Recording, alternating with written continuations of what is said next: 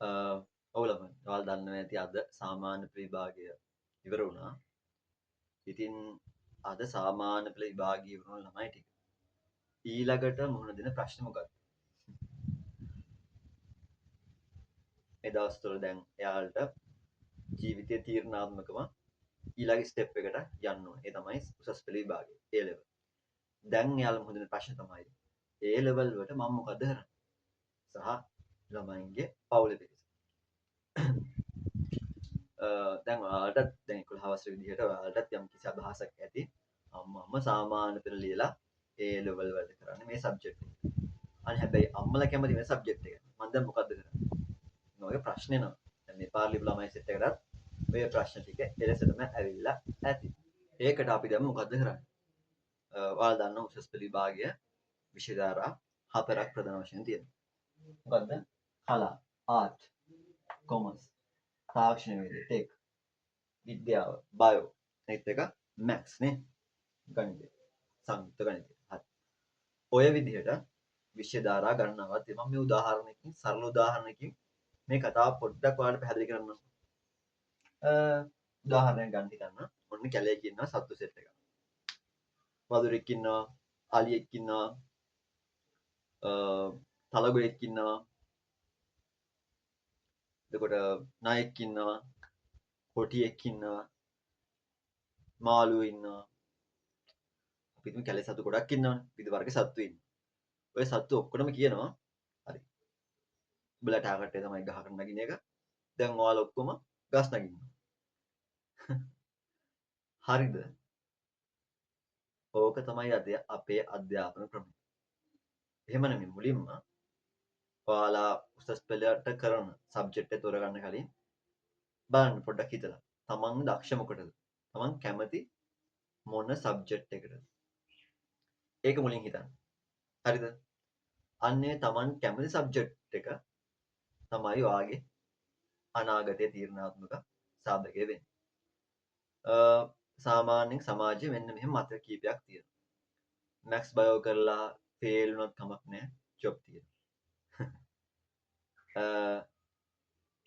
Art, commerce, tech කරන්න එපා.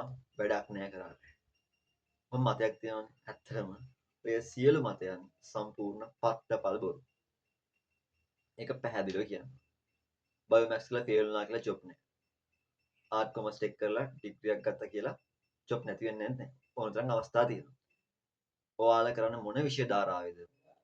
ආර්ට්ද කොමර්ස්ද ටෙක්ද බයෝද මොන විෂය කරත් ඔයාලා එහි උපරිමයට යන්න.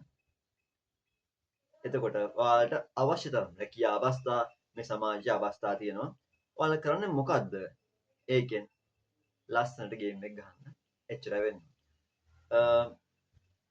සාමාන්‍යයෙන් මෙහෙම දෙයක් තියෙනවා. අම්මා තාත්තා කැමති බයෝ වෙන්න පුළුවන්. අම්මා තාත්තා ආසයි පුතා හරි දුව හරි ડોක්ටර් කෙනෙක් වෙනවා දැක්ක. හැබැයි ඔයා කැමති ආර්ට් කරන්න. ඔයා කැමති හිස්ටරි වලට. ඔයා කැමති පොලිටිකල් සයන්ස් වලට. ඔයා සංගීත. නැත්නම් අම්මා තාත්තා ආසයි ඔයා ඉංජිනේර කරන්න, මැක්ස් කරන්න. හැබැයි ඔයා කැමති ටෙක් වලට. දැන් මොකද්ද කරන්නේ? අම්මා තාත්තා කියන හින්දා බයෝ කරනවා. නැත්නම් ඔයා ආස ආර්ට් කරනවා. මෙහෙමයි. මම දැකලා තියෙනවා තමන්ගේ තමන් ගැන තේරුමක් තියෙන තමන්ට. ඔයා හිතලා බලන්න තමන් දක්ෂ මොකටද? ඔයා ඒ විෂය ධාරාවෙන් යන්න ඔයාගේ අනාගතය අනිවාර්යයෙන්ම සුරක්ෂිතයි.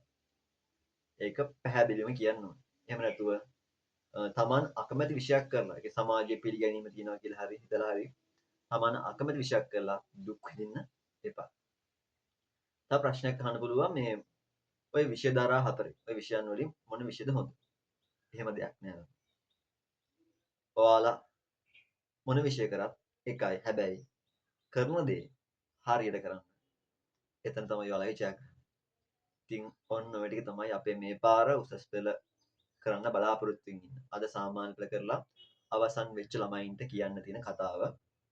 ඉතින් මම හිතනවා ඔයාලා මේ ගැන ගොඩක් දුරට හිතලා බලයි යන්න මේ දේවල් හොයන්න සෙමිනාර් වලට යන්න ගිහින් බලන්න.